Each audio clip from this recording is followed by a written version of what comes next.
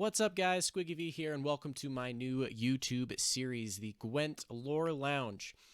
So I play Gwent a lot, but I am in no way any sort of professional, but I will say that it is a universe and a game that I love dearly, and I want to introduce that to the players who might not be super familiar with it, but enjoy card games, are brand new, and want a little bit of backstory about the leaders, the cards, the characters.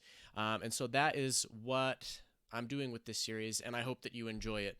So with this first one, we're going to be starting out with the king of the wild hunt himself, Eredin, Breacc, Glas. Here are the skins inside Gwent for him as a leader. Now let's jump in to his backstory and a little bit about him and what he does. Not much is known about the early life of Eredin Breacc Glas other than his skills in magic among the On-El elves. When their ruler, Eredin, created a group of elite forces called the Red Riders, he appointed Eredin to be their general. The Red Riders used the Gate of the Worlds to travel to and from different worlds, plundering and raiding in the name of the On-El elves, and capturing humans to serve as slaves. During their raiding parties, they eventually discovered the world of On-Seid, the world that The Witcher takes place. This world was the elves' original homeworld before the conjunction of the spheres, and was now controlled by the humans. The elves from On-El hated humans for this reason, and thus, the world of On-Seid became the primary target for the Red Riders. The On-Seid people quickly grew to deeply fear the Red Riders and gave them a new name, the Wild Hunt. To spark even more fear into the hearts of the people, Eredin and the Red Riders eventually began using magic to alter their voices and change their appearance to the skeletal figures we see in the Witcher games. The Gate of the Worlds was controlled by the unicorns, who were in turn being controlled by the On-El elves at the time. Eventually, the unicorns freed themselves, and access to the gate was lost to the hunt.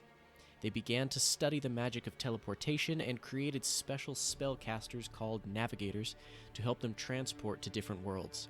They could only transport small groups of physical bodies at a time, so would mainly scout the On-Seid world using spectral forms that would ride through the night sky.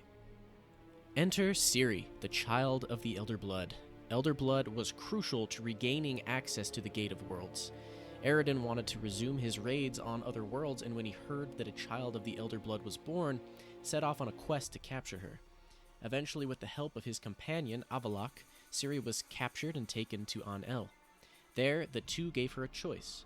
She either had to bear the king a child so that the Elder Blood could be reintroduced to the people of On-El, or she could never leave. She decided to go with the first option. Oberyn was very old and hated humans, so much so he thought of them as no more than animals. Because of this, he was unable to procreate with Ciri. Eredin saw an opportunity, being the successor to the crown, and offered the king a sort of elvish Viagra that was actually a poison and ended up killing the king. Chaos then ensued, and in the madness, the unicorns helped Ciri escape On-El.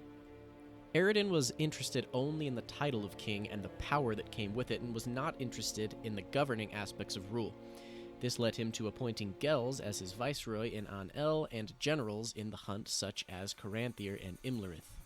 This all leads into the events that take place in the games, which I will keep brief because it is definitely better to experience the entirety of this story for yourself. Avallac'h began hunting for Ciri on his own, not trusting Eredin after the events in On-El.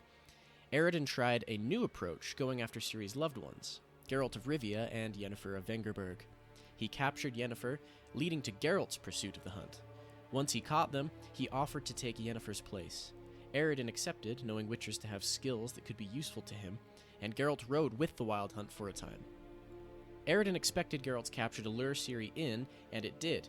However, Ciri managed to rescue Geralt without getting caught herself. Avallac'h eventually found Ciri, and since Avallac'h was skilled in teleportation magic, the two went into hiding together in various different worlds. Even the world of the highly anticipated new game by CD Projekt Red, Cyberpunk 2077. The world where Eredin couldn't find you. What was it like? You wouldn't believe me if I told you. Try me. People there had metal in their heads. Waged war from a distance, using things similar to megascopes.